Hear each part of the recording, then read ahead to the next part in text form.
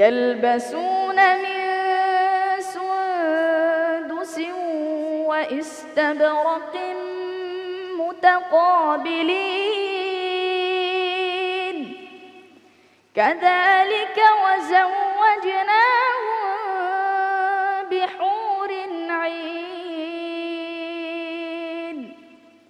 আপনি খুব ভোরবেলায় রাস্তায় বেরিয়েছেন, একদম প্রভাতের মৃদুমন্দ বাতাস যেমন কলিজা ঠান্ডা করে দেয়, ওর তেলাওয়াতটা আমার কাছে সেরকম মনে হচ্ছিল যে ইফতারের পূর্বে এই মুহূর্তে তৃষ্ণার্ত মানুষের হৃদয়গুলো, কলিজাগুলো ঠান্ডা হয়ে যাচ্ছে তার তেলাওয়াত শুনে।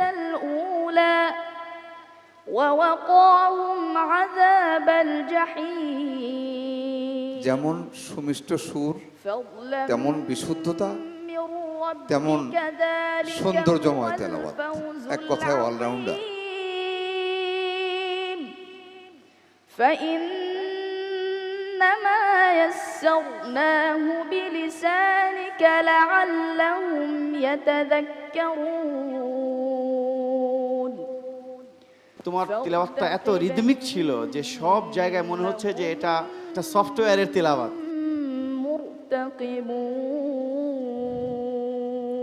প্রিয় দর্শক, এবার যে বন্ধু আপনাদের সামনে পবিত্র কালামুল্লাহ হাকিমের তেলাওয়াত নিয়ে আসবে সে হচ্ছে নারায়ণগঞ্জের বল্লভদী আল ইসলাহ একাডেমির ছাত্র হাফেজ আবু রায়হান।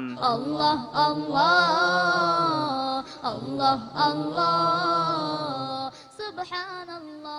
আসসালামু আলাইকুম ওয়া রাহমাতুল্লাহি ওয়া বারাকাতুহু। ওয়া আলাইকুমুস সালাম ওয়া রাহমাতুল্লাহি ওয়া বারাকাতুহু। ইকরা মা তায়াসসারা লাকা মিনাল কুরআন। আউযু বিল্লাহি মিনাশ শাইতানির রাজীম। বিসমিল্লাহির রাহমানির রাহিম।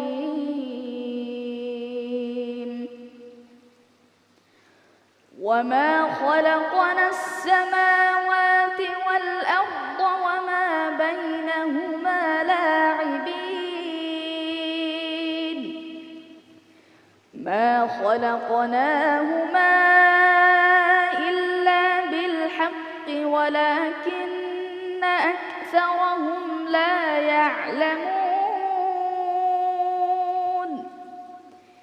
إن يوم الفصل ميقاتهم أجمعين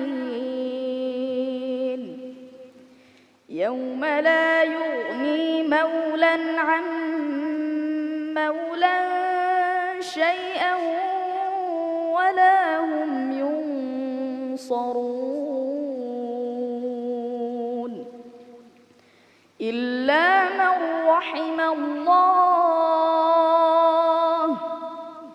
إنه هو العزيز الرحيم إن شجرة الزقوم طعام الأثيم كالمهل يغلي في البطون كغلي الحميم خذوه فاعتلوه إلى سواء الجحيم ثم صبوا فوق رأسه من عذاب الحميم ذق إنك أنت العزيز الكريم إن هذا ما كنتم به تمترون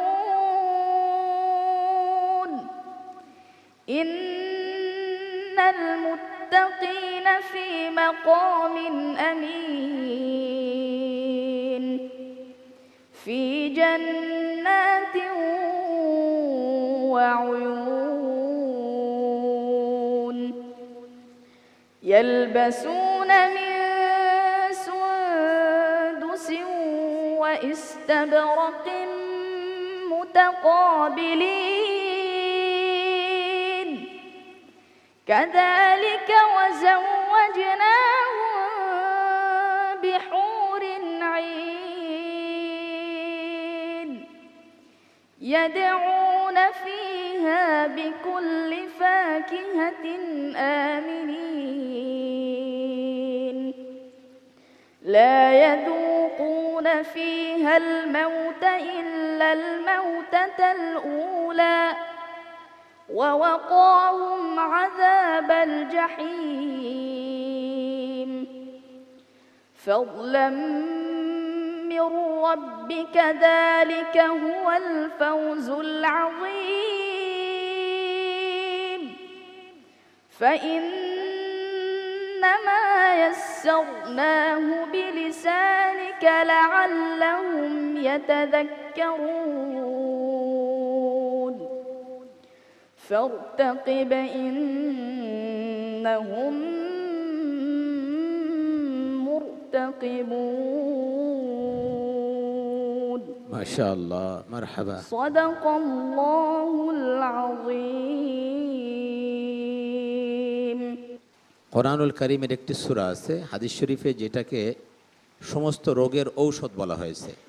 سورة الفاتحة যে কোরআনুল কারীমের কোন পারায় আয়াত সংখ্যা কম? 6 নম্বর পারায় আছে আমার জানা মতে। মাশাআল্লাহ, মারহাবা মারহাবা। সুবহানাল্লাহ মাশাআল্লাহ আবু রায়হান, মাশাআল্লাহ, জাযাকাল্লাহ খায়ের। তো ওর ব্যাপারে আপনার মূল্যায়ন? আসলে কিভাবে মূল্যায়ন করব আমি বুঝতে পারছি না।